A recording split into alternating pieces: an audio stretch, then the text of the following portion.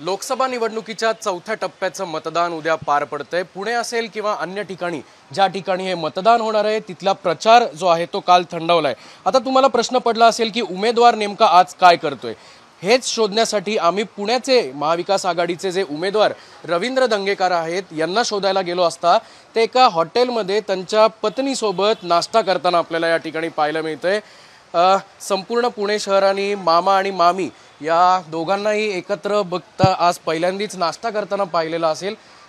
काय आज बेत आहे नाश्त्याचं? आज इडली कटलेट आहे। महिना दीड महिना प्रचारात गेलेला आहे। आज निवांत वेळ झाला, प्रचार संपला आहे आणि प्रचार संपल्यानंतर आम्ही आज ठरवलं की हॉटेलमध्ये नाश्ता करायचा। 2 महिने आम्ही एकत्र भेटलोच नाही। सकाळी मी बाहेर आणि ती बाहेर, मी 2-3ला, ती 12-1ला घरी येत होती। त्यामुळे सकाळी साधारण किती वाजता सकाळ व्हायची, काय सकाळचं रुटीन कसं असायचं एक त्याबद्दल? रात्रीचे 2 वाजता, सकाळी 5:30ला आमचा दिवस चालू व्हायचा, तो संध्याकाळी रात्री 2 वाजेपर्यंत आम्ही दोघेही दिवसभर प्रचारात, मी प्रचारात, ती काही लोकांना भेटीगाठी, महिलांना भेटीगाठी। काय पुणे शहर प्रचंड मोठं आहे, त्यामुळे मी पोचणं अवघड होतं। त्यामुळे काय माझे परिवार होता, काही मित्र होते, काही प्रमुख लोक होते, त्यांना ती भेट होती, मी प्रचारात होतो। मामी, तुम्ही सकाळपासून उठायचा, तयारी करायचा, कशी एकंदरीत तुमच्या बाजूने ही तयारी होती? तयारी एकदम छान होती। सकाळी उठलं की त्यांचं पहिलं आवरून द्यायचं, त्यांचा चहा काय नाश्ता वगैरे काय असेल, गोळ्या असतील काय असेल ते त्यांचं द्यायचं। मग ते आवरून निघले की मग माझं फास्ट आवरून मग मी बाहेर पडायचे। खूप होतं प्रचाराच्या या संपूर्ण टप्प्यामध्ये आणि खूप अवधी मिळाला होता, जवळपास 60 पेक्षा अधिक दिवस या प्रचाराला मिळाले होते। काही विशेष तुम्ही खाण्यासाठी त्यांना बनवलं होतं का? कारण की ते रात्री उशिरा येत होते असं ते म्हणाले, मग तेव्हा काही जेवण त्यांच्यासाठी स्पेशल असं काही बनवायचं? आरोग्यदायीच असायचं, त्यांना शक्यतो हलकं फुलकं संध्याकाळी खायला देत होतो। आणि सकाळी डिंकाचे लाडू पण मी बनवून ठेवले होते आणि मी तर बनवले होते, पण त्यांच्या 2 कार्यकर्त्यांनी पण डबा भरून लाडू पाठवले होते। ते मला इथे विशेष सांगावं असं वाटतंय की त्यांची काळजी मी तर घेतच होते, पण त्यांचे कार्यकर्ते पण घेत होते।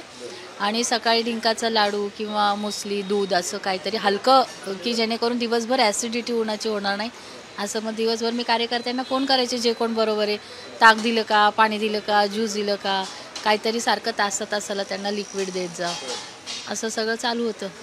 रात्री साधारण किती वाजता घरी यायचे? रात्री काही बोलणं व्हायचं का? जेवण कसं असायचं? रात्री 1:30-2 पर्यंत ते घरी येत होते। कधी कधी उशिराही होत होता, कधी जेवणही यायचे कार्यकर्त्यांबरोबर, कधी घरी जेवायचे। घरी आले तरी मग थोडं फ्रूट खा किंवा थोडं साधी भाजी पोळी आपली कमी तेलाची वगैरे, हेच सगळं होतं। वजन काय कमी झालं का? माझं वजन कमी तर निवडणुकीमध्ये होतं, कारण मी निवडणूक लढवताना एकदम प्रचंड प्रमाणे काम करतो। आणि ड्रायफ्रुट्स होते, सकाळी तुम्हाला डिंकाचे लाडू होते, याच्यामुळे थोडा दिवस ताजा तवाना असं वाटायचा, एक एनर्जी मिळायची?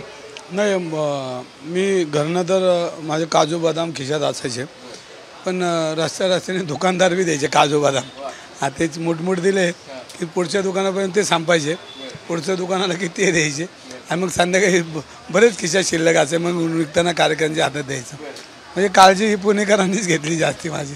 आजचा दिवस खूप हलका आहे, आजचा दिवस कशी सुरुवात झाली, आज कसा आराम करताय तुम्ही? आज तसा आराम करत नाही आहे, तसं एकमेकाला नमस्कार चमत्कार करतो। आणि आज आम्ही इकडं आलो आहे, इथं आल्यानंतर बी आम्ही प्रचंड प्रमाणात लोकांचे चेहरे बघतो आहे, नमस्कार करतो आहे। आणि आजचा दिवस एकदम चांगला आहे, उद्याची तयारी कार्यकर्ते करतायत, आम्ही आपला आहे। आजचा एकदम हलका फुलका दिवस आहे। संध्याकाळी कुठं आजचा बेत काय? खरं तर आज रविवार आहे मामी, आज काय आता इथं नाश्ता करताय दुपारी किंवा संध्याकाळी? काही गोडधोड किंवा काही नॉनव्हेज? हो, दुपारी नॉनव्हेज। आत्ताच पुतणीचा फोन आला होता, काकू दोघंही खूप दिवस झालं घरी एकत्र जेवले नाही आहेत, त्यामुळं मस्त चिकन बिर्याणी आणि मटन रस्सा करणारे, तर घरी जेवायला आहे दोघं पण, म्हणलं येतो। आज काय म्हणजे आज रिलॅक्स एकदम, काही टेन्शन नाही, काही नाही? नाही, एकदम आनंदित 2 महिने घालवलेत आणि पुणेकरांमध्ये रमलो आणि प्रचंड आनंद मिळाला। सर्वसामान्यांच्या घरापर्यंत पोचलो, सगळे पुणेकर, सगळ्याच उंचीचे लोक भेटले आणि त्याच्यामध्ये आनंद घेतला। आणि प्रचंड म्हणजे माझ्या 7 पिढ्या बी ह्या ह्यांची सेवा केली तरी भागणार, एवढं प्रेम केलं पुणेकर प्रचंड. आपण बघू शकतो की जवळपास 60 ते 65 दिवस हा सगळा प्रचाराचा रणधुमाळी जी होती ती या दोघांनी स्वतः अनुभवलेली आहे. मतदार राजा उद्या कोणाला त्यांचं मत देतो हे पाहणं तितकं महत्त्वाचं आहेच आहे. पण त्यापूर्वी रवींद्र धंगेकर यांच्या चेहऱ्यावर प्रचाराची रणधुमाळी केल्यानंतर सुद्धा थकलेला चेहरा असताना सुद्धा मनात एक ऊर्जा नक्कीच पाहायला मिळते. कॅमेरामन किरण काजेसह अक्षय बडवे, साम टीव्ही न्यूज, पुणे. देश विदेशातील प्रत्येक घडामोडींचे लाईव्ह अपडेट मिळवण्यासाठी आता साम टीव्हीच्या सर्व सोशल मीडिया प्लॅटफॉर्मला लाईक, फॉलो आणि सबस्क्राईब करा. तसंच सर्व नोटिफिकेशनसाठी बेल आयकॉन प्रेस करायला विसरू नका.